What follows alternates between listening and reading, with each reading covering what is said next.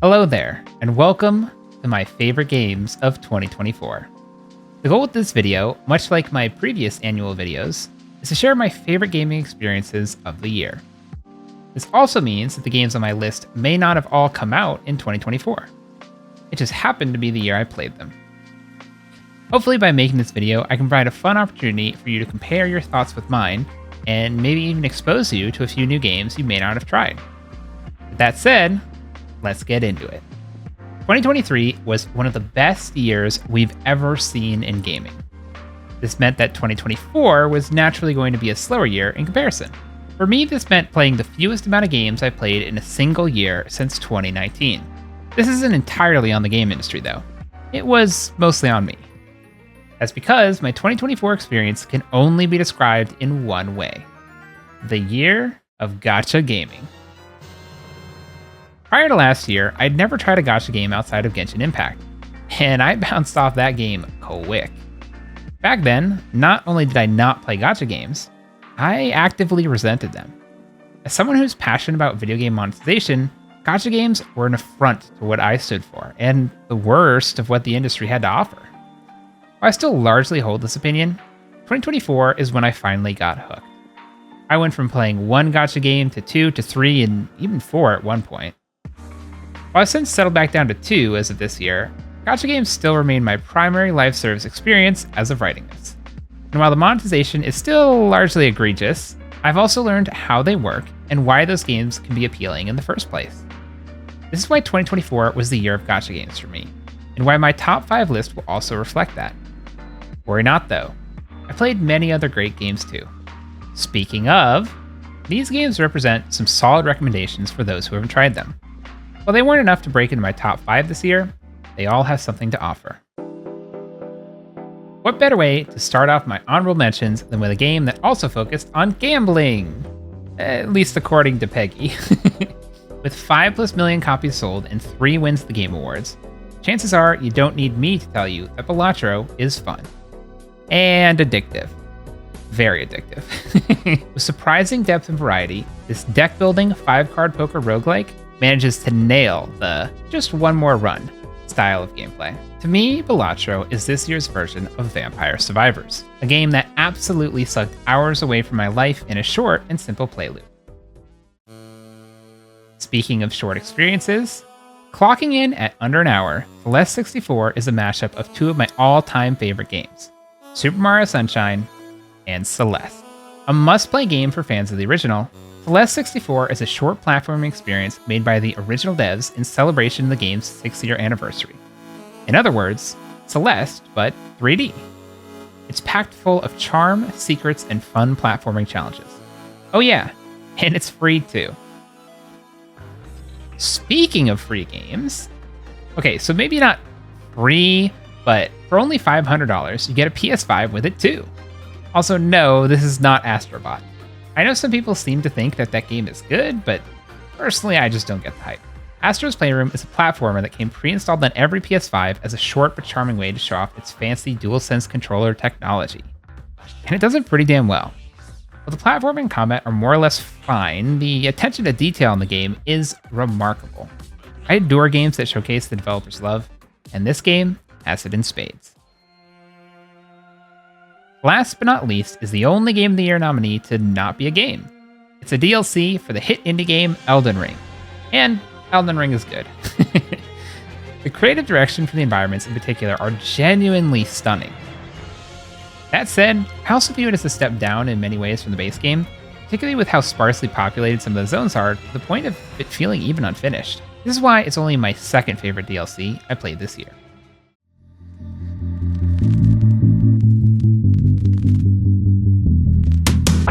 Phantom Liberty is the first and only expansion to Cyberpunk 2077, and with it came the 2.0 overhaul that is the culmination of CD Projekt's multi-year journey to fix Cyberpunk.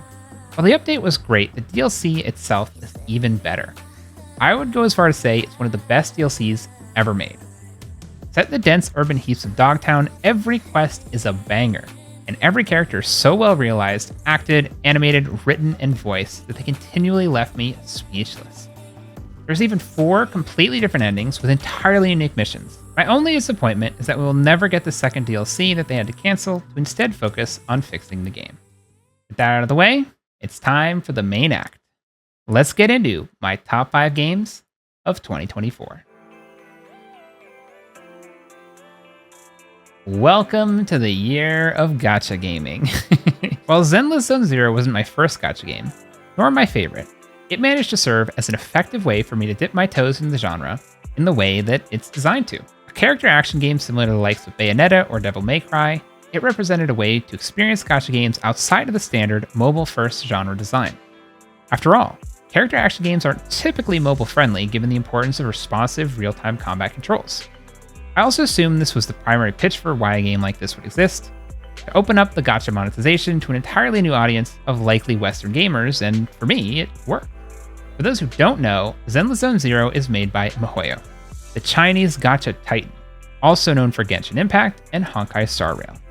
They are, as far as I understand it, the largest company in the gacha space, pulling in multi-billions of dollars every single year. In just the first half of 2024 alone, it's reported that they pulled in nearly $3.8 billion. Absurd revenue aside, Zenless Zone Zero was also interesting to me because, in contrast to their other IPs, their character designs seem refreshingly unique.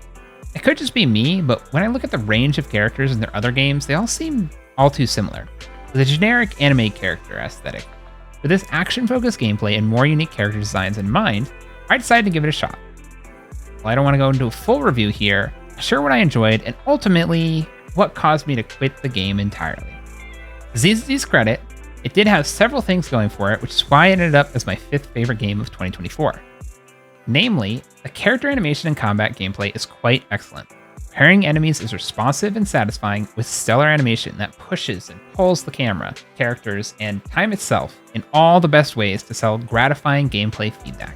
All of this is also done in a way that makes the characters feel vibrant and further sells the character fantasies with their varying weapons and attributes.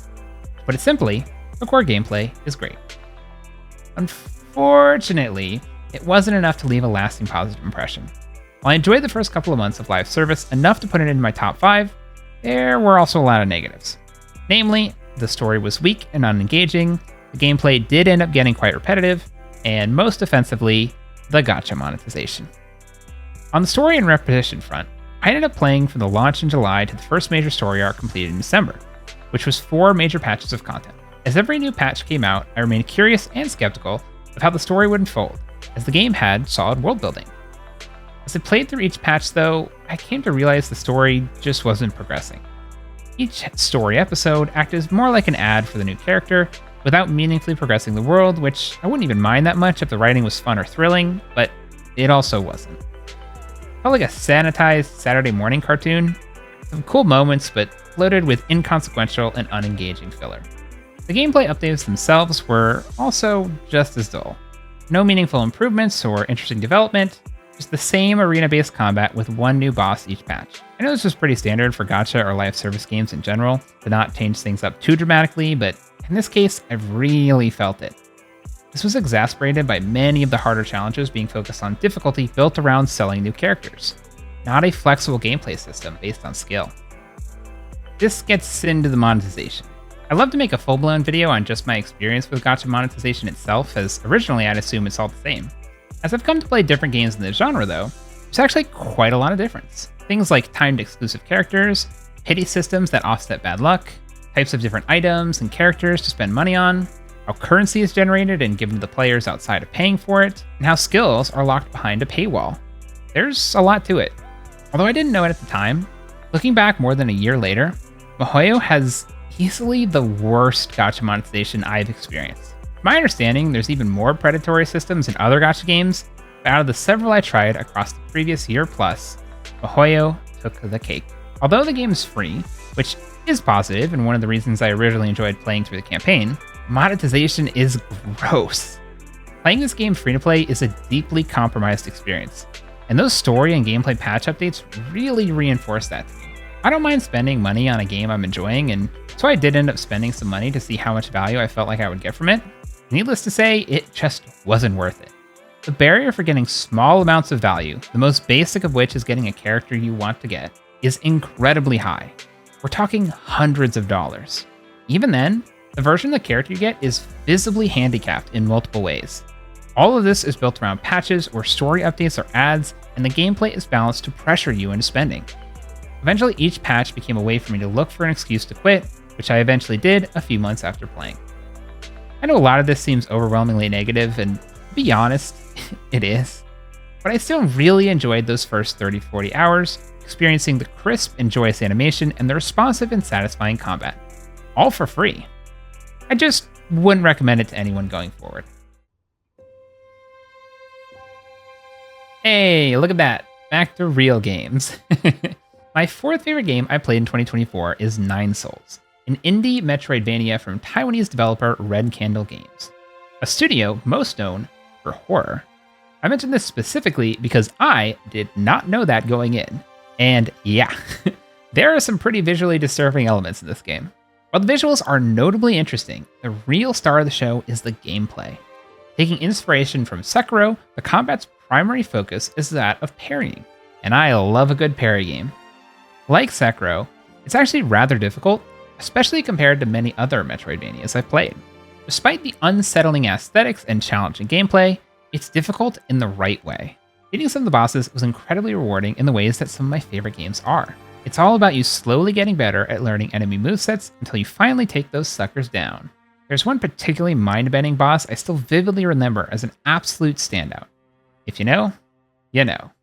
The vast majority of the boss fights are also great in the ways that they should be. Tough but fair, except for maybe the last boss. They're a jerk. While the combat is the highlight, the other fundamentals are solid too. Immersive world building, strong level design, varied enemies, and a surprisingly solid story. Put it bluntly, it's one of the best Metroidvanias I've ever played, and I've played quite a few. While the unsettling visual aesthetic and difficult gameplay will be off-putting for some, for those who are up for it, Nine Souls is a game worth experiencing.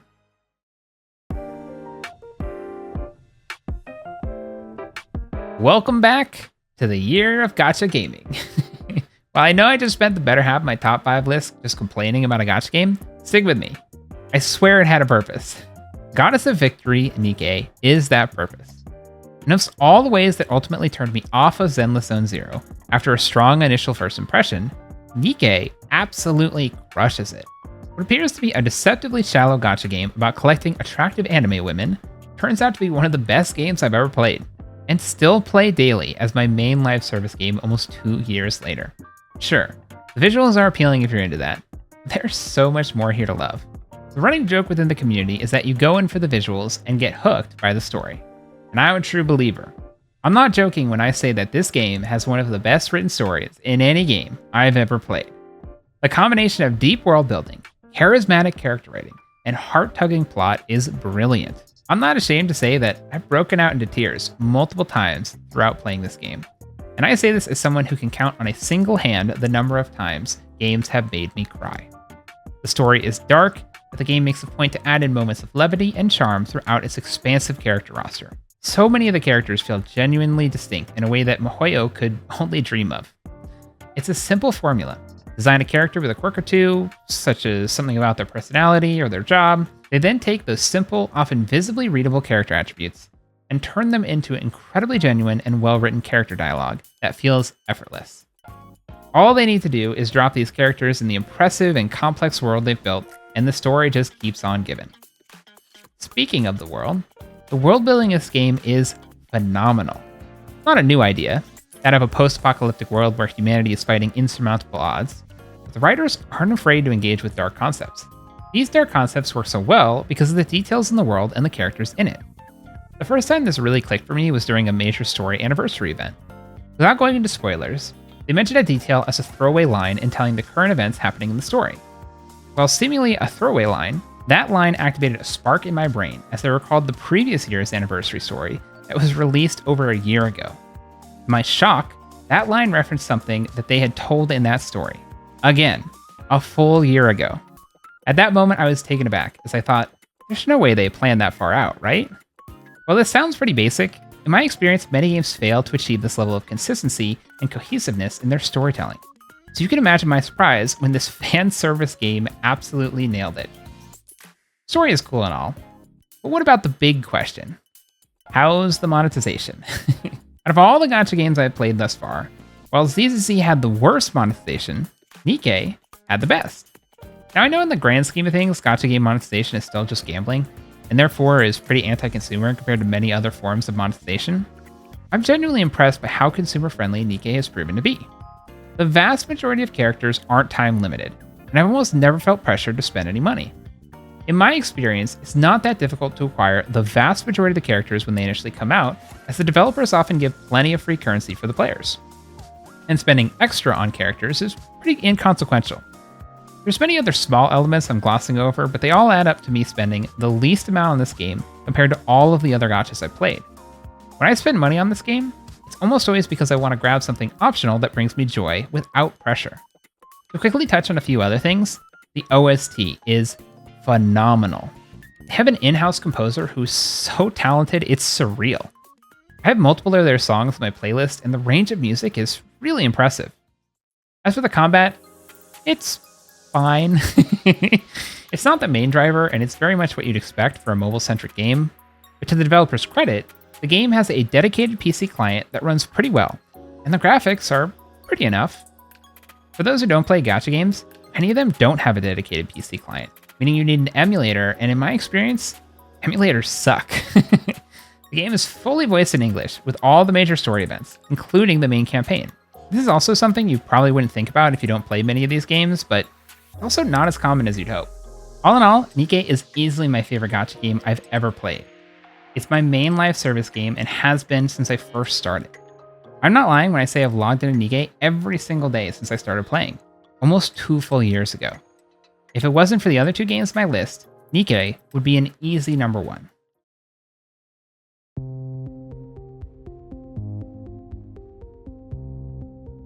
Alright, now we're getting into the heavy hitters. While the year of gacha gaming was fun, gacha games are inherently limited as a result of their mobile-first design. As much as I love Nikke, and I do love Nikke, it's just too hard to compete against a fully fledged traditional game that knocks it out of the park. Enter the Talos Principle 2. Now you might have heard about Talos Principle. It was an interesting, albeit straightforward puzzle game that came out in 2014 to high acclaim. It was small in scope, but had well-designed puzzles and a unique hook around the exploration of philosophy. Almost a decade later, and now we have the Talos Principle 2, a sequel. Now, I don't know about you, but game sequels often feel tricky. How do developers manage to balance the core parts of a game that made it good, while also scaling up the scope of the project to make it feel fresh and exciting a second time around? In many cases, I feel like the answer is that they don't manage it successfully. More often than not, I've seen sequels either feel like more of the same with mixed success, or they end up overscoped so much they completely lose focus of what made the first game fun. The Talos Principle 2 is not one of those games. In fact, I'd say that it might be one of the most successful sequels I've ever seen from a game design perspective. Talos Principle 2 manages to scale up the scope in many ways that feel additive, while simultaneously expanding on the fundamentals of what made the first game great. This process is so successful to me that Talos Principle 2 elevates the core experience of the first game so much that it has easily become one of the greatest puzzle games of all time. Now, I am not a puzzle gamer. More often than not, I tend to actually get frustrated at puzzle games, especially those that focus on logical problem solving. I also think that many puzzle games really aren't great games. What I mean by that is not that the puzzles are bad, but rather many puzzle games feel like they could have been pen and paper. In other words, they fail to utilize games as a medium to elevate the experience. This again is something that Talos Principle 2 excels at. It builds levels taking advantage of the 3D space to create difficult yet accessible challenges. It then combines that with beautifully crafted explorable spaces that provide optional objectives to break up the pacing. Finally, it layers a compelling main story that takes the simple philosophical questions it poses in the first game and turns them into fantastically voice-acted characters to directly engage the player on an entirely new level. The game is brilliant, gorgeous, compelling, thought-provoking, and most of all, fun. It is a must-play for anyone that enjoys puzzle games. Last but not least, it's time to reveal my favorite game of 2024. So far my list is pretty different from many others for this year, yeah? Surely it would follow that my favorite game is also new, right? Nope.